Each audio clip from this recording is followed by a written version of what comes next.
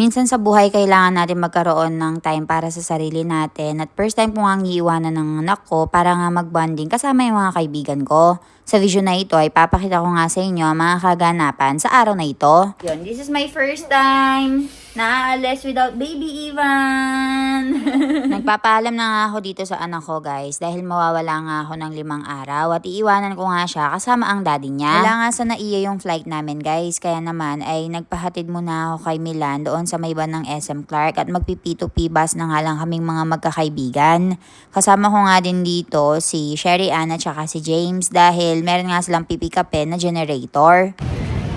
Guys, so ayan, kasama ko na po si Ray and James. Actually guys, marami nga kami sa grupo pero dahil nga meron ng kanya-kanyang buhay ang bawat isa sa amin ay may iba-iba na nga ang priorities. Pero kahit kulang man kami guys, ay tinuloy pa rin namin itong trip namin para naman kahit papaano ay makapag-bonding kami. Madalas kasi guys, ang pagkikita lang namin ay once a year kaya naman ay sinulit na talaga namin this time. Mula nga sa SM Clark guys ay nag-P2P bus nga lang kami at nakarating nga kami dito at pumila na para magbayad nga ng travel tax. Hindi naman kami masyadong nahirapan pagdating sa immigration dahil wala naman silang masyadong tinanong sa amin. Sorry. Experience dito, magtatanggal ng sapatos. So ayan guys, tapos na kami sa immigration. Nabigla lang kami kasi pinapatanggal yung sapatos. Dati hindi naman, di ba, Ray? Sa Clark hindi naman dyan. Shout out Clark International. Shout out ka ng airport. So ayun, baka daw, para daw maamoy kung sino yung babae yung paa. Ay, yan ang ma-upload. So ayun, kakain muna kami guys. Balitaan ko kayo later. Gabi nga yung napili naming flight guys at mabilis nga lang ang oras. Pagkatapos nga namin sa immigration ay kumain lang kami. Pagkatapos ay naghintay na ng boarding. Hi Ray. Actually guys, sa Pilipinas pa nga lang kami ay napakadami na nga naming napagkwentuhan. What more pa kaya kung 5 araw kaming magstay sa Vietnam nang sama-sama. Guys, finally, nandito na kami sa may Vietnam. Ngayon, ang pinaka-main na problema natin ay yung immigration dito. Sabi nga nila guys, mahaba nga daw yung pila pagdating sa immigration dito. Pero base naman sa experience namin, ay maluwag naman. Hindi ko lang alam dahil baka naman ay gabi yung flight namin. Kaya naman ay natsyempo kami doon sa walang masyadong tao. So ayan guys, nakarating na kami ng Vietnam. So, nagre-ready na kami sa tawid-tawid. Hanggang dito lang daw yung pedestrian na yan. Tapos kanya-kanya na.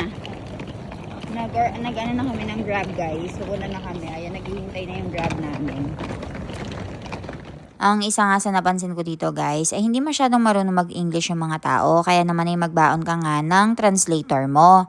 Mag-download ka nga sa mga cellphone nyo pagkatapos ay mag-download na rin kayo ng converter ng pera. Pero pagdating nga sa mga transportation guys ay mag-stick nga lang kayo sa Grab dahil sobrang mura talaga at hindi nga kayo masyadong maloloko. Buti na lang guys ay 24 hours nga itong check-in ng hotel na napili namin. Kaya naman kung pupunta kayo sa may Ho Chi Minh guys ay mag-try nga kayo dito sa may Rocky Hotel dahil maganda talaga, malinis, tapos mababait pa nga yung mga may-ari. Dahil nga 3 lang kami guys, ay kumuha na lang kami ng isang room na may 2 bed. Pagkatapos ay meron na nga rin itong CR, balcony, tapos merong sofa dito sa gilid kung gusto mong kumain.